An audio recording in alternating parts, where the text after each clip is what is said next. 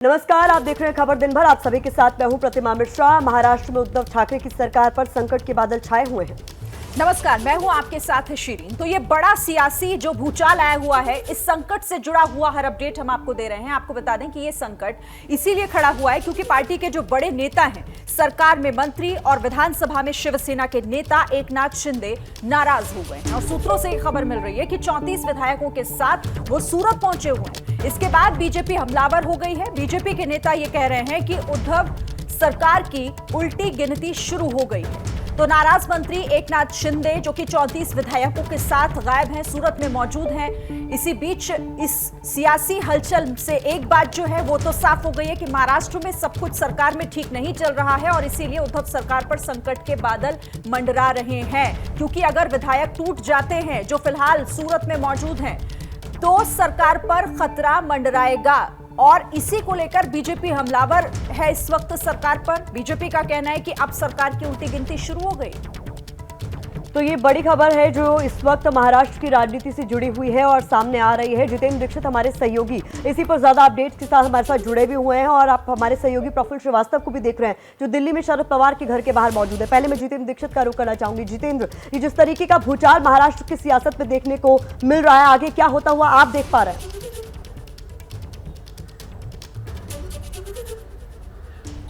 देखिए, जो भी अब तक की जानकारी हमारे पास में है उससे यही लग रहा है कि शिवसेना जब से स्थापित हुई है उसके बाद से तीसरे सबसे बड़ी बगावत को फेस करने जा रही है। पहली बगावत 1991 में हुई थी जब छगन भुजबल ने की थी। उसके बाद 2005 में जब नारायण राणे शिवसेना छोड़कर निकले थे और अब एकनाथ शिंदे बगावत कर रहे हैं। जो जानकारी मिली है वो ये है कि एकनाथ शिंदे शिवसेना के कई विधायकों के साथ में, जिनकी संख्या अलग अलग आ रही है, हमारे पास अभी स्पष्ट संख्या नहीं है, उनके साथ इस वक्त सूरत के एक होटल में वहां पर मौजूद हैं।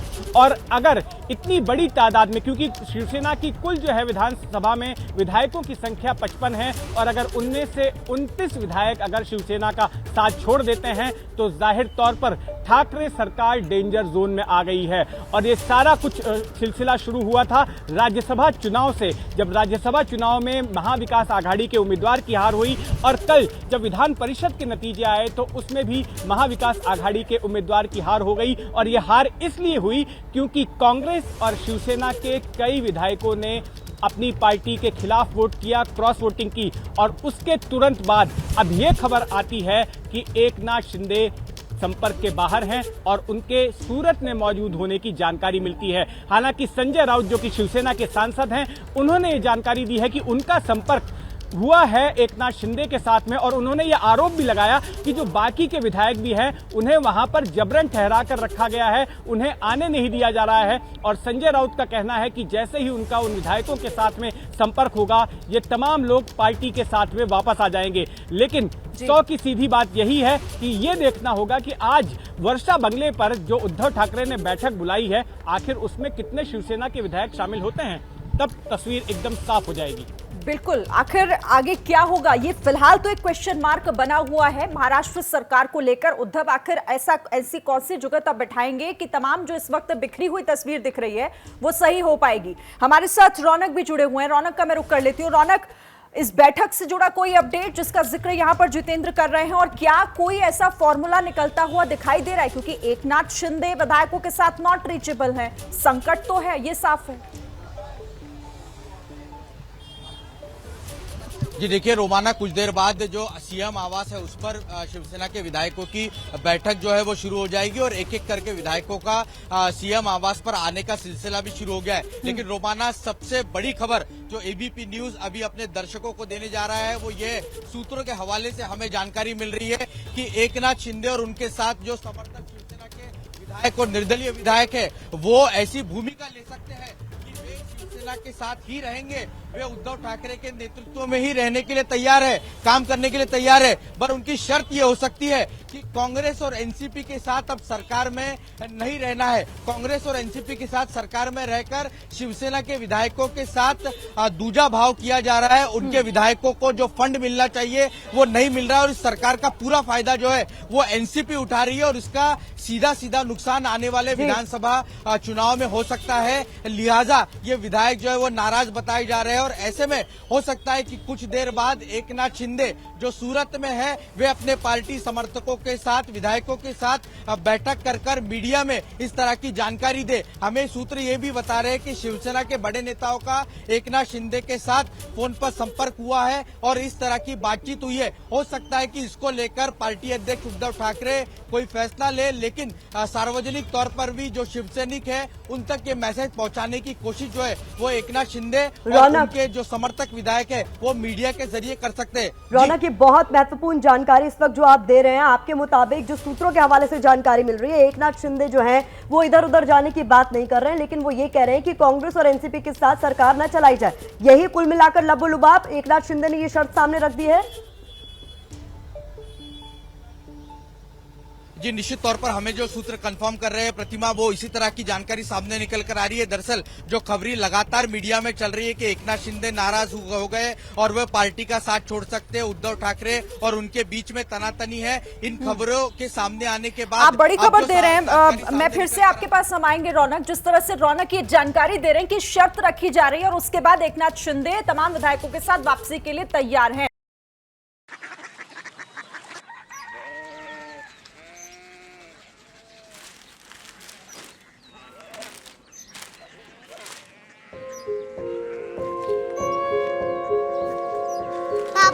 बाबा कोरिया सिटी जानी ना।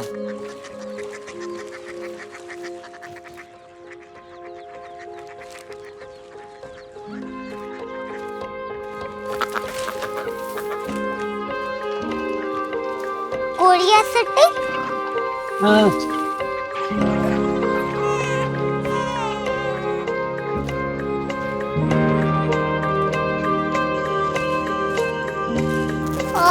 कोरिया सिटी कहाँ पे है?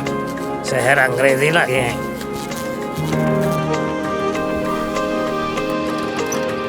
Korea city.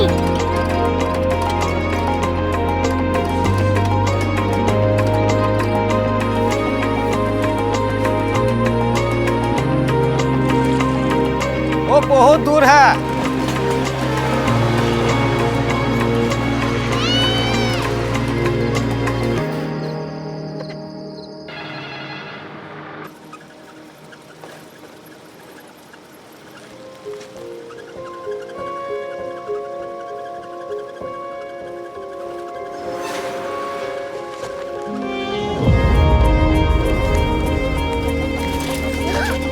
Korea city?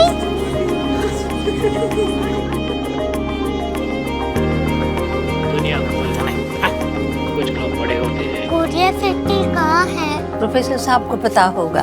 हो, ये छोटा वाला ग्लोब लगता है और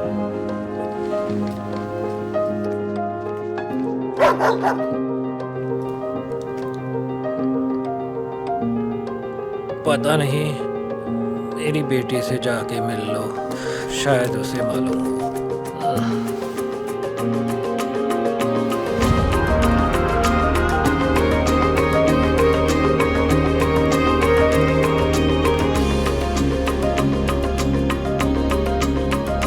हाय, बाबा ने भेजा है। Come here.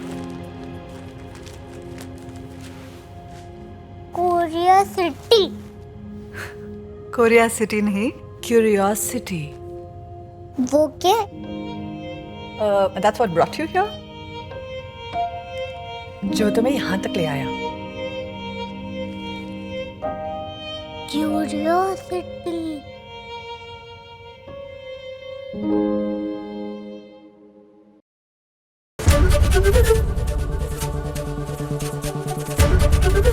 एबीपी न्यूज आपको रखे आगे।